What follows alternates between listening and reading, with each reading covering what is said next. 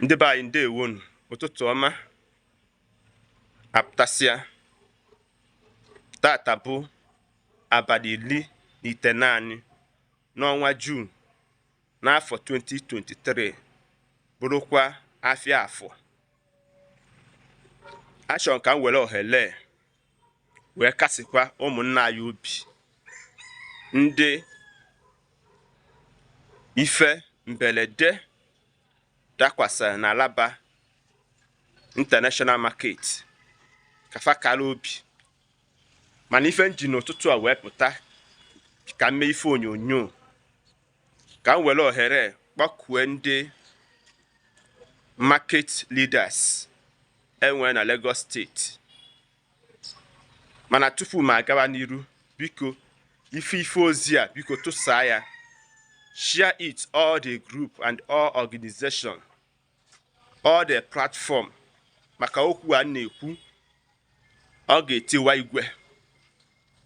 Anyị ama nsa anya n'ihu wee kwunya bụ okwu a, kama nkwuchazie ọ bụ na ọnya bụ the end, nsogbu adịrọ. Ka m gwa na eziokwu ndị be anyị nwa bụ ndị Igbo enweghị ọnụ na Nigeria anyị. Anyị nwa bụ ndị Igbo enweghị ọnụ. Unu ji eji ife emego unu since 1960, 1970, ma rukwuo today anyị mụ na ha na-abụ na efu na agha ebebe. Ọ bụzi agha egbe na mma. Ife a na-anọ bụ agha uche. Chegodu na ebe ndị Igbo na-azụ afịa n'obodo anyị anọkọta esuka ya afịa ndị Igbo na-azụ ọkụ.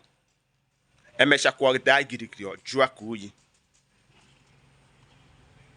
Ngwanekwa nke mere ụnya ndị be anyị, ugboro one ka ife ga-eme anyị amara ife. Ndị Market Association enwe na mpaghara Lagos niile, okwu na-ekwu na-agara unu na ka anyị kwụọ mmiri a oge ọ dị n'obu ọkpa, maka ekene kata ekene ọ gafee nku aka. Ọ ka mma ka anyị were ohere kpaa alụ, ka anyị ma ka anyị ga-esi wee mee gịnị, bunatasị ọtụtụ ngwa afịa anyị, kwuwe ya na anaba anyị, dịka this Alaba International Market. Anyị nwere ohere ishift ya down to east, hụwezie ya ụfọdụ ngwa afịa dịka ndị Nnewi si wee mee nkefa. Ọtụtụ ngwa afịa dị iche iche, maka nọ ndị chairman of Igbo Trader Association kpaa nkata kwue na ife na ya emuvu ego n'ọwụwa anyanwụ. Ifu na onwe onye ji agbagha ya. Mana ọ bụ na unu ekwughị maka unu nwere ife nhụwe maọbụ ife nketa unu na Lagos steeti, ife na-eme na-eme ka nke emechara fa, onye ma nke ga-emekwa ọzọ. Anyị feta ya anaghị akwa akwa na onye na-anya mmiri. Ime ife ọ na-eteki mmadụ inweta shop, bidio da shop, otu ntabi anya ife hi niile adamejie ha niile emebisie ya, maka ya enweghị ọnụ okwu. Anyị dị ka ndị ajụrụ ajụ, anyị dị ka ndị na-agba ohu. Adịle ndị be anyị si na-eburu ozu onye ọzọ ọ dị ka ekwu ukwu nkụ, mana ọ bụ nọ nke gị nwa ka ebu, ị ga-amata ebe ọ na-afụ. Ọsọ onye gba akpụkpọ ụkwụ ma ebe ọ na-afụ ya.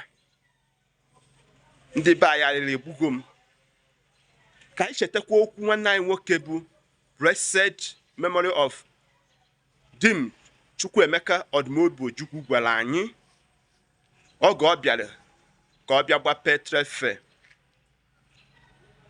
Ka anyị chetakwa okwu nwanne anyị nwoke bụ ọhamadike ndị Igbo Nnamdi Kanu kwuru na oge ga-abịa ọ ga-eji eme gịnị, eji eji wee kwariwe ụlọ azụmahịa ndị Igbo, na-emechakwa ya abaịkwa n'ebe ha bi. Maka ị na-anya ndị Igbo ekokpo na Lagos steeti, ndị Igbo ekokpogo ya na-agbachi mmiri na-alụ ọtụtụ ife dị iche iche ka anyị were ohere a ego niile anyị ji were eme ife ka anyị were wee mezie ebe anyị. Ụmụnne m, aga m ekwu ọtụtụ okwu mana ife ozi a tụsalụ nya maka ama m ife m ji ekwu sinsi abalị anya mmiri juru m anya arịrị n'obi m nwa even mana ụtụtụ a mana apụtago nka nkwu onye bụ ife. Ụmụnne m, biko aka m bụ onye nke unu Maazi-UC, tie m akara subscribe na my YouTube page. Igbo mụrụ nze m ọzọ ka emesịa.